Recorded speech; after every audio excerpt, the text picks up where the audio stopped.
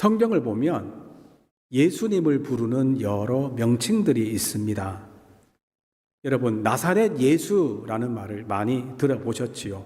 이것은 예수님이 갈릴리 나사렛 출신이기 때문에 생긴 호칭입니다. 예수님은 베들레헴에서 태어나셨지만 성장하고 사셨던 곳은 나사렛입니다.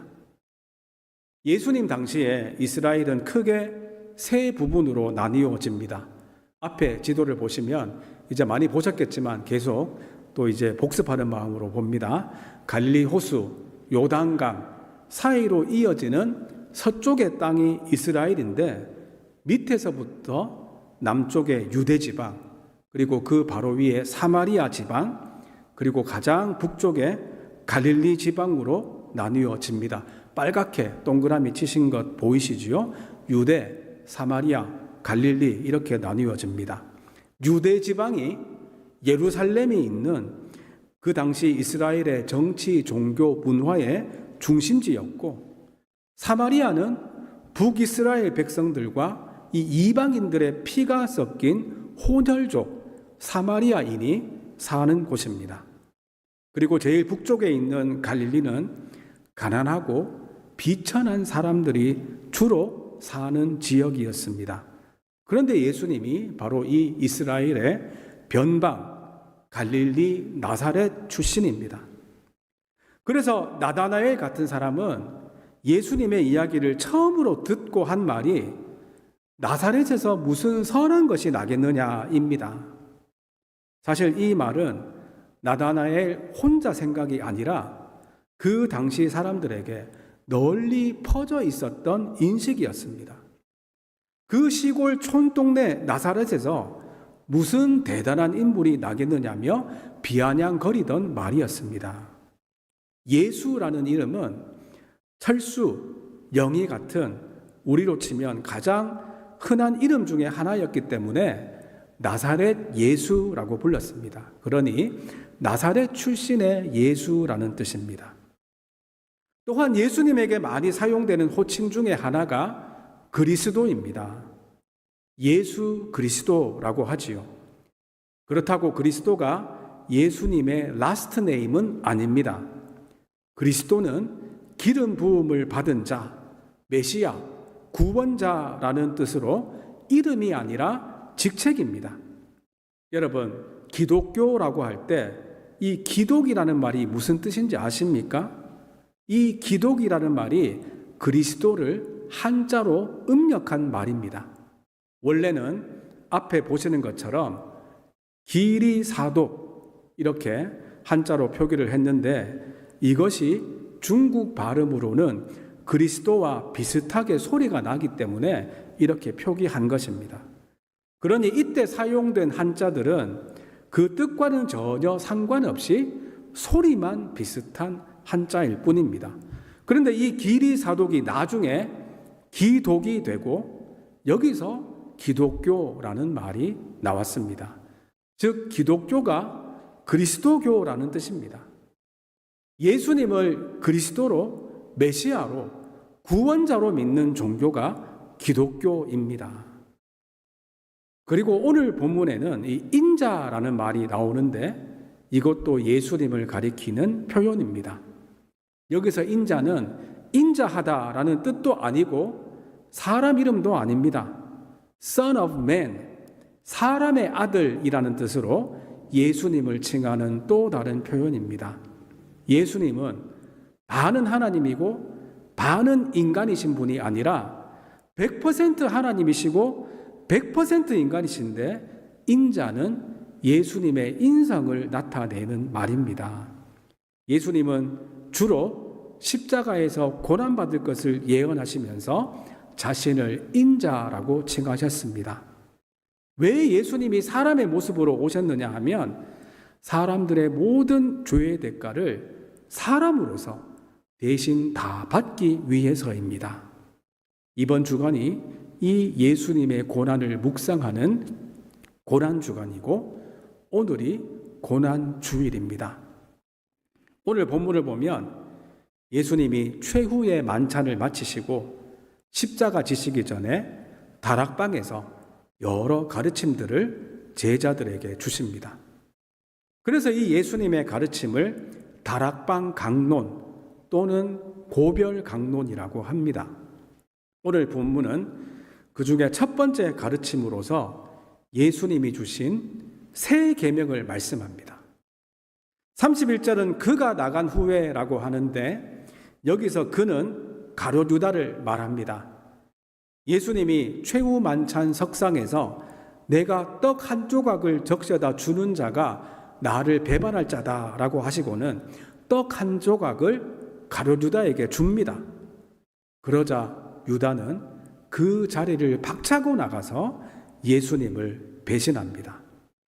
이렇게 세족식을 하고 최후의 만찬을 나누며 성찬식을 제정하시고 유다의 배반을 예언하시고 십자가에서 죽음으로 영광 받을 것을 말씀하시고 새 계명을 비롯한 여러 가르침을 제자들에게 주신 날이 고난주간 목요일 저녁입니다. 여러분, 고난주간 금요일이 예수님이 십자가에서 돌아가신 날이기 때문에 그 날을 성금요일, Holy Friday 또는 Good Friday라고 하는 것 아시지요? 이 Good Friday 할 때 굿은 좋다, 기쁘다는 뜻이 아니라 거룩하다, 경건하다라는 뜻입니다. 즉 하나님의 구원이 이루어진 거룩한 날, 경건한 날이라는 뜻입니다. 그래서 예수님의 십자가를 기억하며 성금요일 예배를 교회마다 특별하게 드립니다. 이번 주 금요일에 있는 성금요일 찬양 예배에 또 많이 참석해 주시기 바랍니다. 그런데 고난주간 목요일도 Maundy Thursday라고 해서 이날 모이는 교회들이 있습니다. 이날 모여서 세족식을 하고 성찬식을 하는 교회들이 있습니다. 왜 Maundy Thursday라고 하느냐 하면 예수님이 이날 새 계명을 주셨기 때문입니다. 지난주 새벽 예배 때 말씀드린 것처럼 이 만디가 라틴어에서 나온 말로 명령, 계명이라는 뜻입니다. 그러니 Maundy Thursday는 계명의 날이라는 뜻입니다. 그리고 그 계명이 바로 오늘 본문에서 읽은 예수님이 주신 서로 사랑하라라는 새 계명입니다. 여러분, 계명 그러면 가장 먼저 생각나는 것이 십계명이지요. 그러나 구약 성경에는 그 외에도 여러 계명들이 있습니다. 제사에 관한 계명, 절기에 관한 계명, 공동체에 대한 계명, 나라에 대한 계명들이 구약 성경에 수백 가지가 나옵니다. 그런데 이런 모든 계명들을 대신하는 하나의 새 계명을 예수님이 주십니다. 34절 말씀 함께 보시겠습니다. 시작. 새 계명을 너희에게 주노니 서로 사랑하라. 내가 너희를 사랑한 것 같이 너희도 서로 사랑하라. 그렇습니다. 새 계명은 서로 사랑하라는 것입니다. 제가 타운하우스에 살았을 때가 있습니다. 그런데 그 타운하우스로 이사를 들어가기 전에 관리하시는 분이 그곳에서 지켜야 할 규칙들을 적어 놓은 아주 두꺼운 책 한 권을 주셨습니다. 그 책에는 소음에 대한 규칙, 쓰레기에 대한 규칙, 주차에 관한 규칙, 개를 키우는 규칙 등 거기서 살면서 지켜야 할 여러 가지 규칙들이 적혀 있었습니다. 그런데 저는 이 책을 주면서 그 타운하우스의 매니저가 한 말을 잊지를 못합니다. 그 사람이 이렇게 말합니다. You don't need to read the whole book. Just be a good neighbor. 이 책 다 안 읽어보셔도 됩니다. 그냥 착한 네이버가 되면, 착한 이웃이 되면 됩니다. 이렇게 여러 개, 수백 개의 규칙을 단 하나의 규칙으로 정리해 줍니다. Just be a good neighbor. 아주 멋진, 정확한 한 줄 요약 아닙니까? 예수님도 마찬가지입니다. 구약에 여러 율법들이 있는데 이 모든 율법들의 기본 정신이 무엇이냐 하면 바로 서로 사랑하라는 것입니다.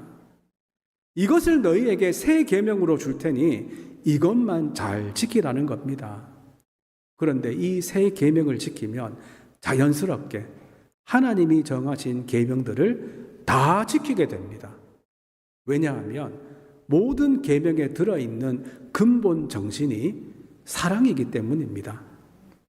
특별히 우리가 새 계명에서 주목할 부분은 어떻게 사랑하느냐인데, 내가 너희를 사랑한 것 같이 사랑하라고 합니다.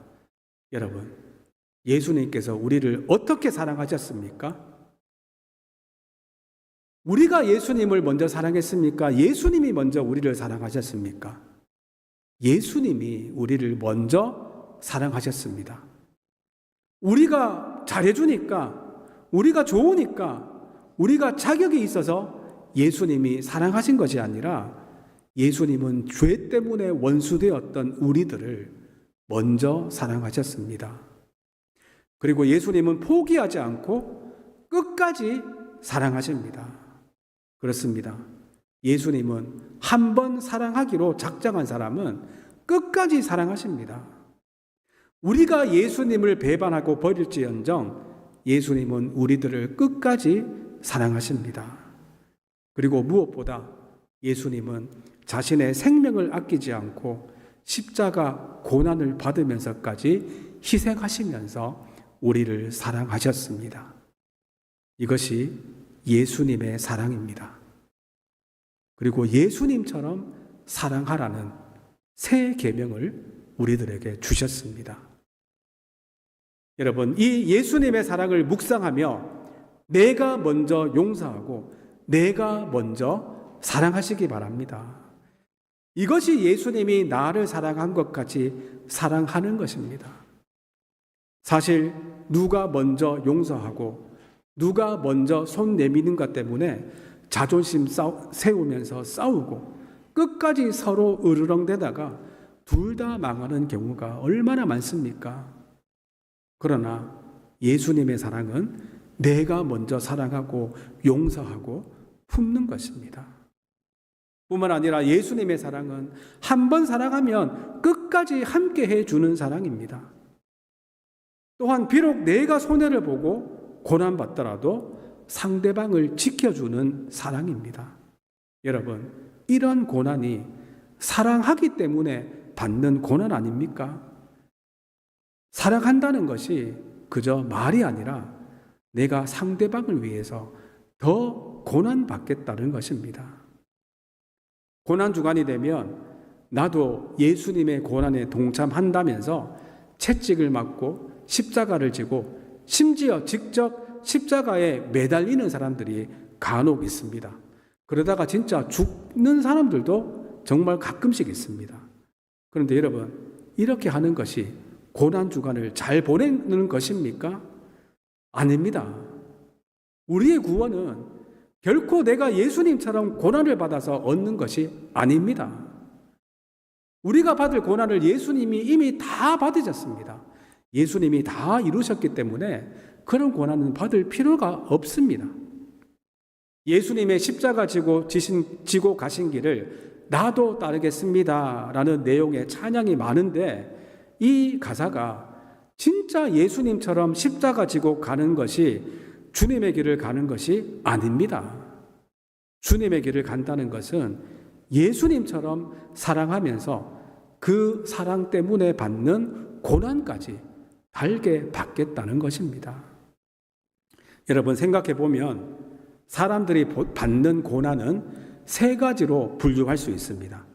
첫 번째 고난은 내가 잘못해서 받는 고난입니다.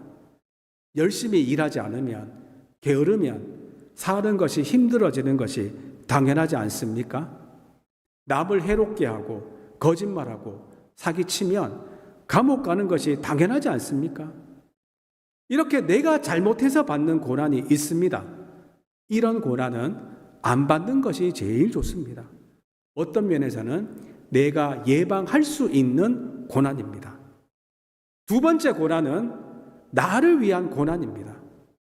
여러분, 꿈과 비전을 가지는 것은 너무나 좋은 것입니다.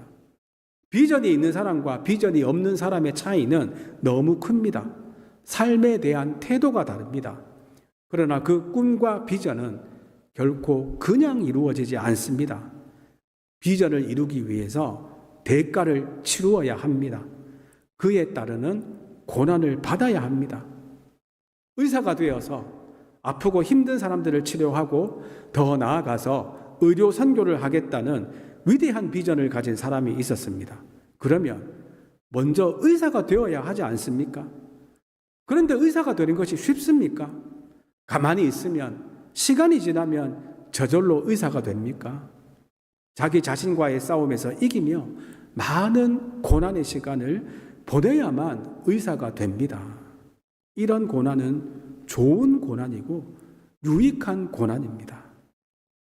세 번째 고난은 나를 위해서 받는 고난이 아니라 남을 위해서 받는 고난입니다. 예수님의 십자가 고난이 바로 이런 고난이었고, 우리들이 사랑을 베풀면서 받는 고난이 바로 이런 고난입니다. 나를 위해서 받는 고난뿐만 아니라 남을 위해서도 고난받겠습니다 라는 것이 바로 예수님의 십자가의 길을 걷는 것입니다. 고난중환을 맞으면서 질 필요도 없는 십자가를 지며 의미 없는 고난을 받는 것이 아니라 사랑하기 때문에 받는 사랑의 고난을 받으시기 바랍니다. 제가 참 감사한 것은 우리 교회 성도님들이 참 이 사랑을 베푸는데 너무 잘하시는 분들이 많다는 것입니다. 그런 이야기를 참 많이 듣습니다. 참 믿음이 약하신 분들이었는데 그럼에도 불구하고 성도님들이 베푸시는 사랑 때문에 또 교회에 정착하게 되고 믿음이 회복되는 역사가 있음을 제가 보게 되고, 또 뿐만 아니라 우리 얼마 전에 있었던 장례식 때도 정말 우리 모든 성도들이 사랑을 베푸시는 모습을 보면서 참 우리 교회가 좋은 교회구나 그런 생각을 하게 됩니다. 계속해서 사랑의 고난을 받는, 그리하여 주님께 칭찬받는 교회를 함께 만들어 가시기를 간절히 바랍니다. 이렇게 서로 사랑할 때 어떻게 된다고 합니까? 35절 말씀입니다. 함께 보시겠습니다. 시작. 너희가 서로 사랑하면 이로써 모든 사람이 너희가 내 제자인 줄 알리라. 이런 사랑의 모습을 통해서 세상 사람들이 우리들을 참된 예수의 제자로 인정해 준다는 것입니다. 그렇습니다. 예수님의 제자는 사랑하는 사람입니다. 여러분, 제자 훈련이 무엇인지 아시지요? 한동안, 아니 지금도 굉장히 교회들마다 많이 하는 프로그램 아닙니까? 저는 제자 훈련을 폄하할 생각은 전혀 없지만, 그렇다고 제자 훈련 프로그램 마쳤다고 제자가 되는 것은 절대 아닙니다. 물론 이런 프로그램을 통해서 성경에 대한 지식도 배우고 경건의 훈련도 해야 합니다. 그런데 그것을 통해서 본질적으로 일어나야 하는 변화가 서로 사랑하는 것입니다. 그러나 사랑은 없고 성경 지식만 잘하고 그로 인해 교회에서 더 교만해진다면 그것은 제자 훈련이 아닙니다. 여러분, 제자 훈련 열심히 받은 사람이 교회에서 더 으르렁대고 싸우고 분쟁을 일으킨다면 그것을 과연 제자 훈련이라고 할 수 있겠습니까? 오히려 제자 훈련 프로그램은 하지 않았어도 예수님의 사랑으로 이웃을 대하는 성도들이 진정한 예수님의 제자들입니다. 사실 예수님의 말씀이 너무 상식적이지 않습니까? 우리가 서로 먼저 사랑해야지 사람들이 예수의 제자라고 생각하지, 교회 안에서 성도들끼리 싸우고 파당을 만들고 내 마음에 들지 않는 사람을 쫓아내면 누가 예수의 제자라고 생각하겠습니까? 제자 훈련의 궁극적인 목적도 서로 사랑하는 것임을 잊지 마시기 바랍니다. 예수님이 주신 서로 사랑하라는 새 계명을 지킴으로 세상 사람들이 인정하는 예수님의 제자들이 다 되시기를 간절히 바랍니다. 여러분, 로드 레이지라는 말을 아시지요? 도로 위의 분노라는 뜻입니다. 운전을 하다가 다른 운전자들의 운전에 너무 짜증을 내고 화를 내고 욕을 하고 보복 운전을 하고 심지어 폭행하는 것을 로드 레이지라고 합니다. 사실 객관적으로 정말 짜증나게 운전하는 사람들이 있습니다. 그래도 짜증만 내고 가볍게 분을 내고 넘어가면 될 것인데 도가 지나칠 정도로 욕하고 또 보복적으로 갑자기 끼어들고 어떤 경우에서는 차에서 내려서 폭행을 하고 심지어 죽이기까지 하는 로드 레이지 사건들이 이 총기를 가지고 다니는 미국에서는 많지는 않지만 실제로 일어나기도 하지 않습니까? 여러분, 우리들은 이렇게 사랑이 식은 시대에 살고 있습니다. 이 시대에 우리 성도들에게 사랑의 사명을 주셨고 우리들이 사랑을 베풀기 위해서 받는 고난을 통해서 예수님의 사랑을 전하라는 사명을 주셨음을 잊지 마시기 바랍니다. 여러분, 예수님이 십자가에서 받은 이 사랑의 고난을 통해서 모든 사람에게 구원의 길이 열리지 않았습니까? 이제 우리들의 사랑의 모습을 통해서 이 구원의 길인 예수님을 보게 하는 예수님의 제자들이 다 되시기를 간절히 바랍니다. 그런데 여러분, 예수님 한 사람 때문에 어떻게 예수 믿는 모든 사람들이 구원 얻게 되는지 궁금하지 않습니까? 이것을 이해하기 위해서는 대표성의 원리라는 신학 개념을 이해해야 합니다. 그렇다고 해서 이것이 아주 어렵고 복잡한 개념은 아닙니다. 아담이 우리 인류의 대표로 죄를 지었기 때문에 모든 사람이 죄인이 되었다는 것입니다. 또한 예수님도 인류의 대표로 오셔서 모든 사람들의 죄에 대한 공의로우신 하나님이 주시는 형벌을 십자가에서 다 받으셨기 때문에 예수 믿는 성도들은 의인이 되고 하나님의 자녀가 된다는 것입니다. 로마서 5장 17절이 이 대표성의 원리를 말씀합니다. 함께 보시겠습니다. 시작. 한 사람의 범죄로 말미암아 사망이 그 한 사람을 통하여 왕노릇하였은즉 더욱 은혜와 의의 선물을 넘치게 받는 자들은 한 분 예수 그리스도를 통하여 생명 안에서 왕노릇하리로다. 아멘. 아담 한 사람의 죄 때문에 온 인류에게 사망이 들어온 것처럼 새 아담으로 오신 예수님 한 사람의 고난으로 인해 우리 모두가 생명을 얻었다는 말씀입니다. 그런데 지금도 여전히 아담이 대표하는 쪽에 속한 사람들이 있고 예수님이 대표하는 쪽으로 소속을 옮긴 사람들이 있습니다. 나의 대표가 누구냐에 따라 운명이 달라집니다. 여러분, 비행기 사고는 웬만해서는 나지 않지만 한 번 나면 큰 사고가 나지요. 2015년에도 아주 끔찍한 비행기 사고가 독일에서 있었습니다. 독일 루프탄자 항공의 저가 항공사인 저먼 윙스의 한 비행기가 프랑스 쪽의 알프스 산에 떨어지면서 그 비행기에 탔던 150명 전원이 목숨을 잃게 된 끔찍한 사고였습니다. 이 사고의 원인이 블랙박스를 통해서 밝혀졌습니다. 이 비행기의 기장이 화장실을 가기 위해 자리를 비운 사이에 부조종사가 갑자기 하강 버튼을 눌렀습니다.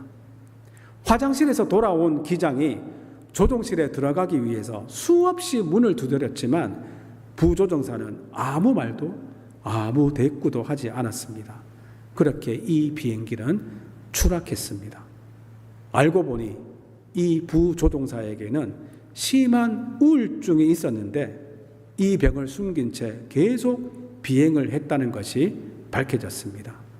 게다가 최근에 애인과 헤어지면서 이 사람이 더 극심한 우울증을 앓았다고 합니다. 그러니 이 사고는 테러도 아니고 비행기 결함 때문에 일어난 것도 아니었습니다. 우울증에 걸린 부조종사 한 사람 때문에 그 비행기에 탔던 모든 사람들이 죽었습니다. 부조종사에게 잠시나마 그 비행기의 대표성이 부여되었기 때문에 이런 큰 사고가 일어난 것입니다. 그 이후로 이 비행기 조종석에는 항상 2명 이상이 탑승해야 한다는 새로운 법이 생겼다고 합니다. 그런데 여러분, 이 부조종사보다 더 끔찍한 비행을 한 사람이 사실은 아담입니다. 이 부조종사는 150명의 승무원과 승객을 죽음으로 몰아넣었지만 아담은 자기 이후로 태어난 모든 인류를 죽음으로 몰아넣은 장본인입니다. 그러므로 아담의 대표성 아래에 있는 사람들은, 아담이 조종하는 비행기 안에 탄 사람들은 여전히 죽을 수밖에 없습니다. 그러나 예수를 믿고 예수님의 대표성 아래에 있고 예수님이 조종하는 비행기 안에 있는 사람들은 그 운명이 완전히 바뀌어졌음을 믿으시기 바랍니다. 이제 예수 믿고 예수님의 비행기에 탑승한 사람들은 천국 영생을 얻었고, 또 예수님이 재림하시는 마지막 날에는 우리의 육신까지 부활해서 천국 영생을 누리게 될 것입니다. 우리들의 구원과 영광스러운 미래가 바로 예수님 한 사람의 사랑의 고난으로 인해서 이루어졌다는 것을 기억하면서 우리들은 어떻게 해도 갚을 수 없는 은혜이지만 서로 살아가며 사랑의 고난을 받으며 살아가는 성도님들이 다 되시기를 간절히 바랍니다. 이제 말씀을 맺습니다. 예수님은 이 땅에 완전한 하나님의 아들일 뿐만 아니라 완전한 사람의 아들, 인자로 오셔서 우리를 대신해서 십자가를 지셨습니다. 죄로 인해 우리가 받아야 할 고난을 예수님이 친히 다 받으셨습니다. 예수님은 우리를 너무나 사랑하셨기 때문에 그 끔찍한 십자가의 고난을 받으시고 우리의 구원을 이루셨습니다. 이 예수님의 사랑의 고난이 있었기 때문에 우리들은 하나님의 자녀가 되었고 죄와 사망으로부터 구원받고 천국 영생 얻게 되었음을 믿으시기 바랍니다. 그리고 예수님은 그의 사랑으로 하나님의 자녀된 우리들에게 이제 새 계명을 주셨습니다. 성경에 나와 있는 모든 계명들을 포함하는 하나의 새 계명은 서로 사랑하라입니다. 특별히 내가 너희를 사랑한 것 같이 사랑하라고 하십니다. 예수님의 사랑은 자신을 희생하면서까지 우리들을 살리는 사랑입니다. 그렇습니다. 사랑은 감정뿐만이 아니라 고난을 감수하는 결단이요 행동입니다. 고난주간을 맞으며 예수님이 우리들을 사랑하신 것처럼 먼저 사랑하고 끝까지 사랑하고 고난받으면서까지 사랑함으로 우리들이 예수님의 제자라는 것을 세상이 알게 하는 저와 여러분들이 다 되시기를 주님의 이름으로 축원드립니다. 이 시간 함께 찬양하시겠습니다. 우리를 살리기 위해 십자가 고난까지 받으신 예수님의 사랑을 생각하시면서 함께 찬양하시겠습니다. 하나님 아버지, 감사합니다. 어둠 속에서 헤매이던 우리들을 구원하시기 위해 십자가 고난까지 받으신 예수님의 사랑을 묵상하며 찬양하게 하시니 감사합니다. 이 놀라운 사랑을 받은 자로서 이제 주님의 사랑을 베풀며 살아가게 하여 주시옵소서. 특별히 예수님이 우리들에게 주신 새 계명이 서로 사랑하라는 것을 기억하며 주님이 우리를 사랑하신 것처럼 먼저 용서하고 먼저 손 내밀고 끝까지 사랑하고 고난받으면서까지 사랑하며 살아가게 하여 주시옵소서. 그리하여 세상이 우리들을 예수님의 제자로 알게 하는 성도들 다 되게 하여 주시옵소서. 말과 혀로만 사랑을 외치는 성도가 아니라 행함과 진실함으로 사랑하게 하여 주시옵소서. 주님의 사랑에 감사하고 감격해서 우리 안의 사랑이 날마다 더욱 풍성해지는 성도들 되기 원하오며 감사드리오며 예수님의 이름으로 기도드리옵나이다. 아멘.